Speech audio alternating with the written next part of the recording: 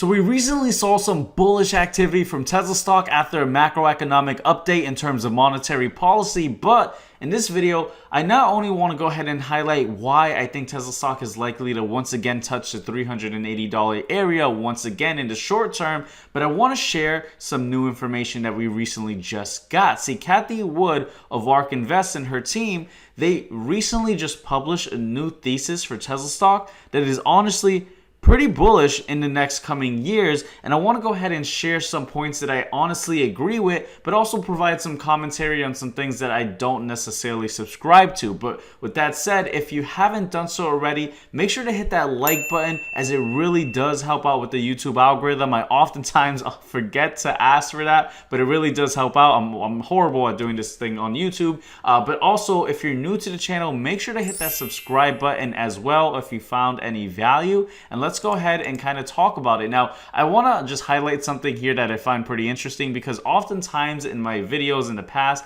I mentioned how Waymo is far ahead of Tesla, and I always get a whole bunch of flack in the comment section, people saying, Justin, you don't know where you're talking about. Tesla's way ahead of Waymo. However, I want to point out that interestingly enough, Cathie Wood and her team over at ARK Invest agree. They even say with Waymo in the lead thus far, so that's basically them saying or admitting that Waymo is in the lead. At 250,000 fully autonomous paid rides per week, our research suggests Waymo's safety has improved 3 times since mid-2024. So essentially they're saying, look, Waymo is in the lead, and they are having a significant improvement in their rides, right, and their safety. Now, you know, that's just something I wanted to share, right? Because I get crucified in the comment section because of this. But what I also want to share is something that Cathie Wood mentioned, or not, essentially her team at ARK Invest, right? She's kind of the face of ARK Invest, and what they suggest on why Tesla stock is likely to just X out Waymo in the next coming year. See, what they mentioned is vertical integrated manufacturing. They mentioned that Tesla's vertically integrated manufacturing offers a clear scaling advantage. While Waymo is working with auto partners to add 2,000 vehicles to its fleet of 1,500 through next year, Tesla can produce more than 5,000 vehicles every day. And they say that according to their research, Tesla's Austin factory alone can produce more vehicles than the Austin entire ride-hail fleet in 9 days. Now, they also go on to say that notably, this estimate excludes Tesla's planned production of 2 to 4 million Cybercabs annually, slated to begin next year. Now, I'm glad that they honestly are excluding this, because how often or how many times have we heard Elon Musk or the people at Tesla come up with a plan and then later on kind of scrap the plan, right? Dojo, I mean, I don't even have to list all the disappointments that we've gotten. And so I'm glad, right? I'm really a big fan of having realistic expectations and kind of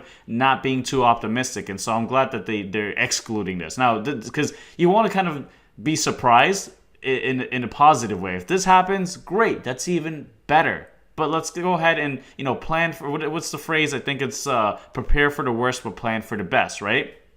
Or I think it's plan for the best. I might have gotten that backwards, right? Anyways, what they honestly say here is that according to their research, right, compared to Waymo, Tesla gathers 40x more miles of real-world driving data per day from its full self-driving vehicles, and 900x more from its global fleet. So they're saying, you know, of course, you know, Tesla has this advantage.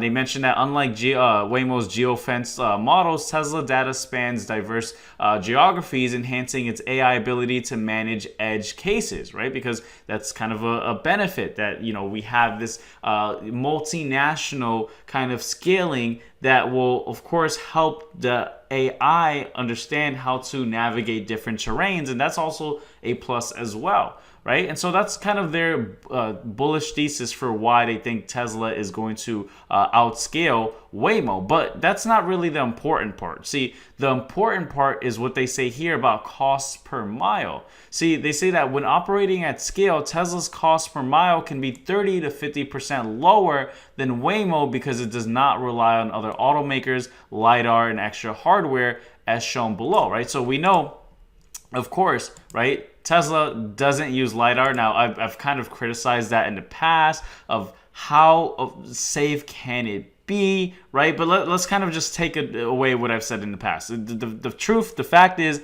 they don't use LiDAR. They don't use this extra hardware. So, of course, the vehicles are going to be significantly cheaper. Thus, they could just produce way more at a lower cost, right? That's a fact. That is not an opinion. That is a fact. Now, here they say that whether Waymo or Tesla, recent surveys show that riders in San Francisco prefer Waymo over Uber and Lyft.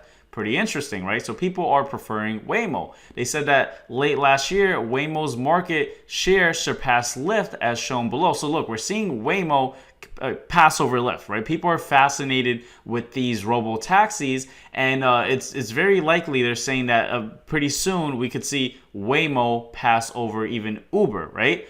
They go on to say that Uber in the next year or so is likely to get passed given their respective trajectories, right? So if we extrapolate kind of this trend over here, we're likely to see these autonomous vehicles overtake these vehicles that are driven by a manual driver. And so at scale, its robo-taxi service nationally, Tesla is honestly well positioned to undercut competitors due to the price point and gain share during the next few years, because of course if it's cheaper for Tesla, so we know that the trend here, first of all, I just want to address this, the trend of robo-taxis is increasing, right? People are fascinated, people want to go on these and record, it's just interesting, right?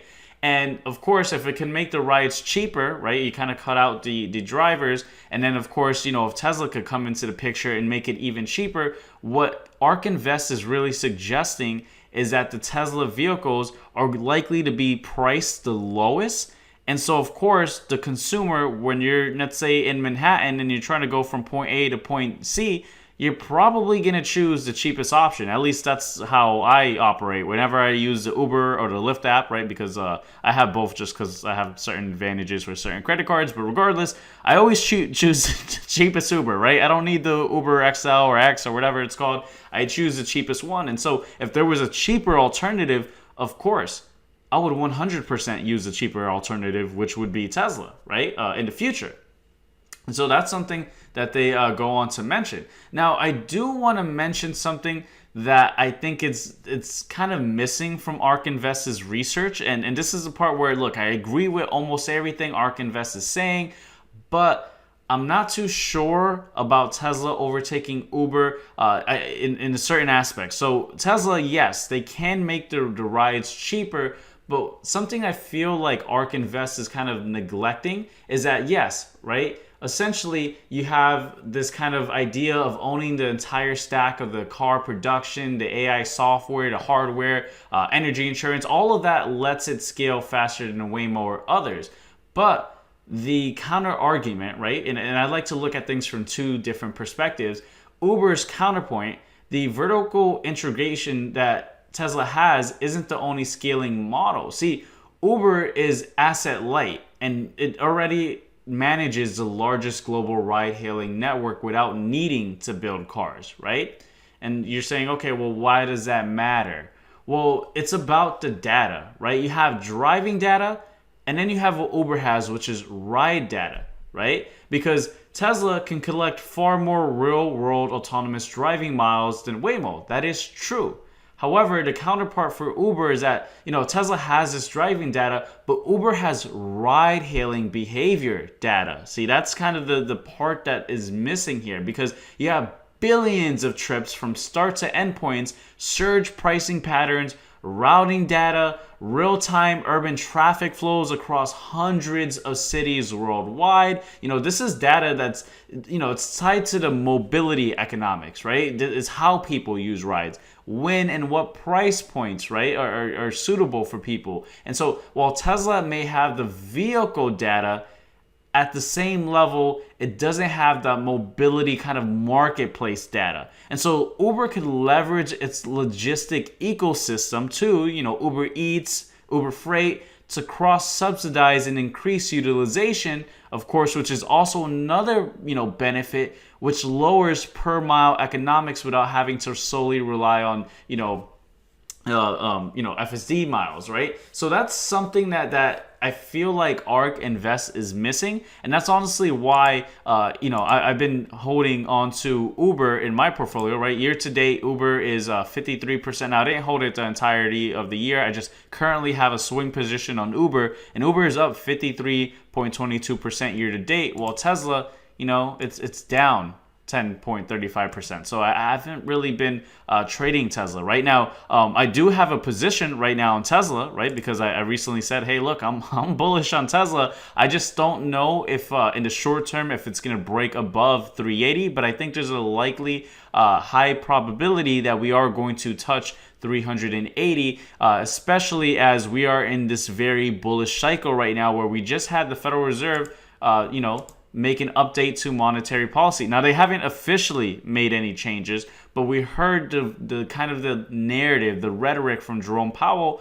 which I recently live streamed for the Jackson Hole speech. And I showed in that live stream how before, there was a 75% chance that we were going to get a September cut. And after his speech, it went to 89%. And of course, Uber being a very rate sensitive company also just kind of jumped up because, of course, right? If we had the federal funds rate start to get slashed, well, then that can likely bleed into all these other rate-sensitive companies like Tesla, which, of course, right, people mostly finance cars. Now, I mentioned that most people finance cars in my last video, and I know there was a few comments. I think one individual mentioned, I forgot the name, sorry about that, mentioned that he pretty much buys all his cars cash because he buys used cars, which, by the way, I think that's honestly the smartest thing you can do. I tried to do that. And I did do that for a while until I ran into some lemons, and eventually I gave up and said, okay, I'm going to get into payments. And so most people end up getting into payments and financing. And so that's why, a lower rate environment is